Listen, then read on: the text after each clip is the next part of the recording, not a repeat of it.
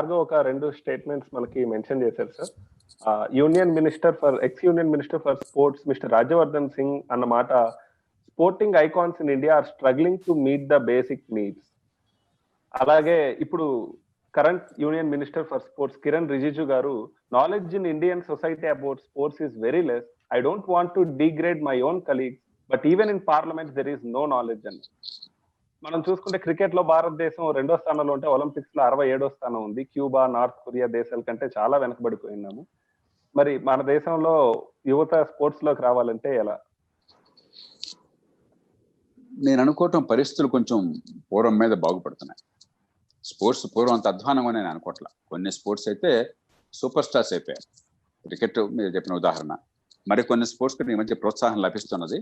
మొట్టమొదటిసారిగా కొంచెం సమాజంలో ఆర్థిక పరిస్థితి కొంచెం పెరగడం చేత, పూర్వం ఉన్నట్టుగా రేపు పొద్దున ఏమవుతుందన్న భయం కొంతమందికైనా తగ్గడం చేత, తర్వాత ఈ అడ్వర్టైజింగ్ కానీ ఎండోర్స్మెంట్స్ కానీ వీటిలో బాగా ఆదాయం ఉందని గుర్తించడం వల్ల కొన్ని ఆటలు, ఉదాహరణకి మీరు బ్యాడ్మింటన్ చూస్తున్నారు, అలాగే బాగా ఆడేవాళ్ళు టెన్నిస్ చూస్తున్నారు, అలాగే సరే క్రికెట్ ఎలాగో చూస్తున్నారు, కొన్ని అథ్లెటిక్స్ చూస్తున్నారు.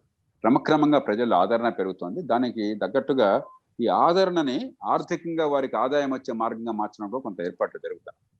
మరింకా ఇది పెరుగుతుంది. మనకి కడుపు నిండని సమాజానికి, ఆకలితో ఉన్న సమాజానికి ముందు బతకటం, అభద్రత, తిండి, గుడ్డ, నిత్య జీవితావసరాలు, అది కొంచెం నిండిన తర్వాత అప్పుడు మిగతావి ఆ లీజర్ యాక్టివిటీస్, స్పోర్ట్స్, ఎంటర్టైన్మెంట్ ఇవన్నీ వస్తాయి.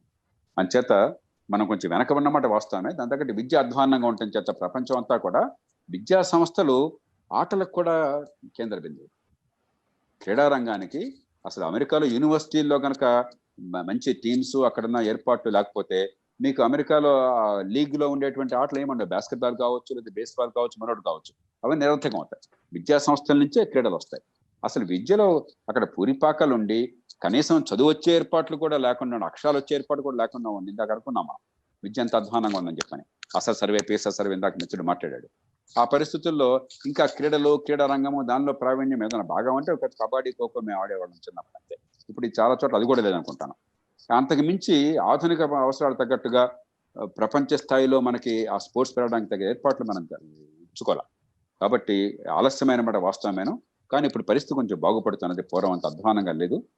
మన ఆర్థికంగా పెరుగుతున్న కొద్దీ, మన అభద్రత తగ్గుతున్న కొద్దీ, మెడిసిన్ ఇంజనీరింగ్ మాత్రమే మార్గం అని తల్లిదండ్రులు అనుకోకుండా రకరకాల మార్గాల్లో ఆధునిక ఆర్థిక వ్యవస్థలో పిల్లలకి అటు ఆసక్తి ఉంటుంది, ఆనందాన్ని పొందుతారు, ఇటు ఆదాయము వస్తుంది, బతకగలరని భరోసా క్రమక్రమంగా పెరుగుతున్నప్పుడు స్పోర్ట్స్ కానీ, కళలు కానీ, మ్యూజిక్ ఉందనుకోండి, లేకపోతే డాన్స్ ఉందనుకోండి, లేకపోతే రచన ఉందనుకోండి, లేకపోతే ఫిల్మోగ్రఫీ ఉందనుకోండి, ఇవన్నీ కూడా దానిలోకి వెళ్తే తల్లిదండ్రులు భయపడిపోతారు, పిల్లలు ఏమైపోతారు అని చెప్పని.